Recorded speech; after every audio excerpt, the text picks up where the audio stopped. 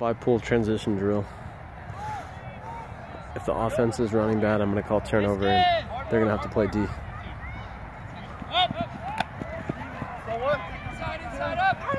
Turnover.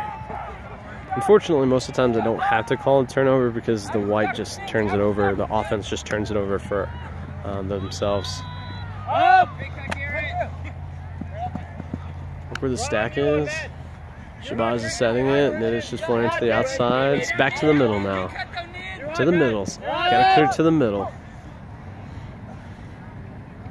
Now it's going to be a turnover. So what we're going to do is we're just going to set up the stack again. It's going to be like a dead disc.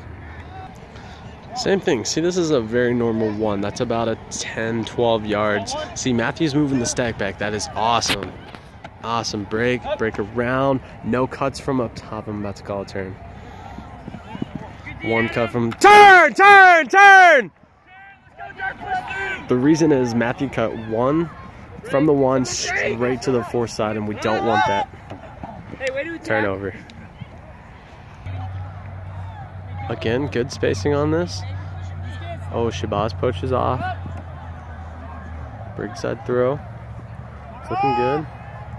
It's looking good. Another break side throw that keeps the offense flowing. Long throw to the outside. Long throw deep. And a goal by a niche. You see how it went all the way to the break side and then went all the way to the 4 side? That is moving the disc and keeping the defense not set anywhere. That helps our offense tremendously. All right, we got dark on. We got about a 20-yard set from the 1. Vincent is through. Deep throw goes up to Donovan. Stays in bounds. Fakes it. They're forcing it up the 4 side now. Turnover in the end zone. Drop disc.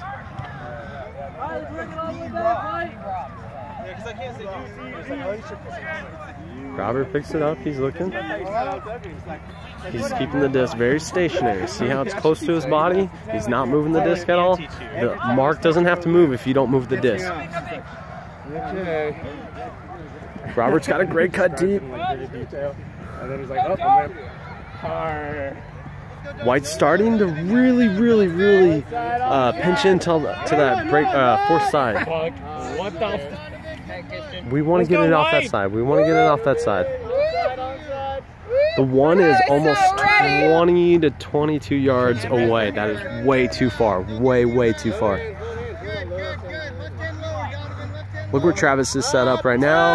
As soon as he saw the disc go to a drop, you could see that he was already moving. That is the right idea. He was anticipating the drop.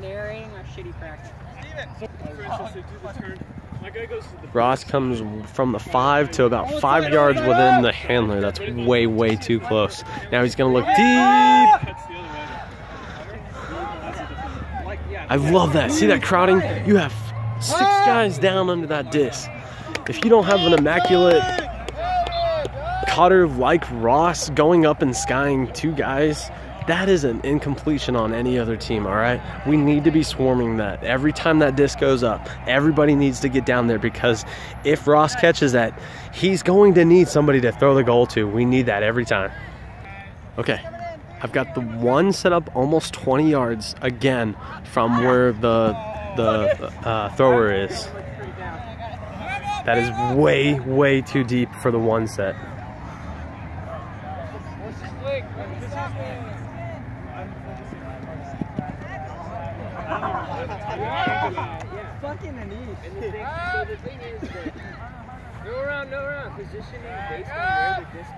Okay.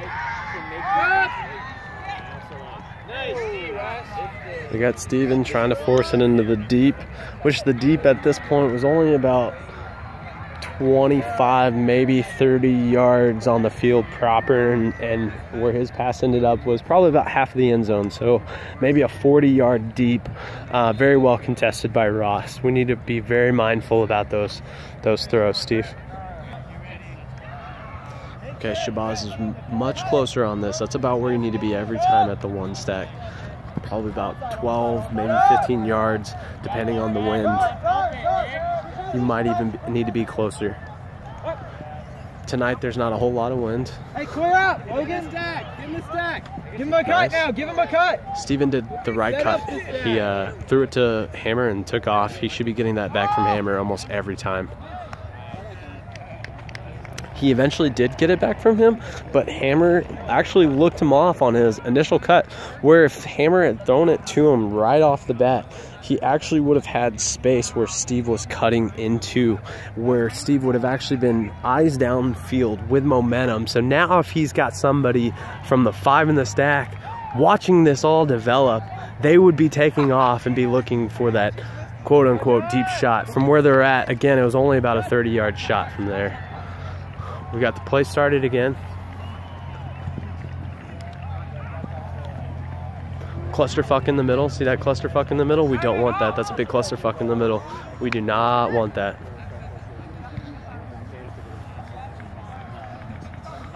Simon goes to pick up the disc. Logan's paying attention and he gets it. Very nice job, Logan. Very nice job. That was a break cut because somebody wasn't paying attention. Turn. That's it. That's it. Reset it. Last one, last one. If I'm not mistaken, this is the last one. If I'm not mistaken, this will be 5. Yeah, this should be 5. Hey, this will be 5? Dark, I want on. Was that 5? No. All right, Dark's on offense. Vincent's looking. Brings it to the sideline. Turnover. I would say the reason that was a turnover is because Nick was actually made a cut into this 4 side and was clearing out deep. D-Knight saw him clearing out deep from the 4 side. That gives you very little room for error when you're throwing that out into space. You got to be very cautious about throwing those. Those are very tough reads if it's coming directly over your head as a receiver. It's also very, very hard to make those good throws that are readable. Neil just made a very, very good cut under. Joey bit on it, and as soon as Joey bit on it, Neil busted deep. What helped out on that is swarming that disc. Swarming the disc. You see that I've got 3 whites and 3 darks on that disc? That is what we want. We don't want Neil going up with him one-on-one every time. We want 2 people following, so when trash comes down like that, you've got a chance at it. And Hammer pulled it down because he was following the disc. What's up? I thought you guys just switched.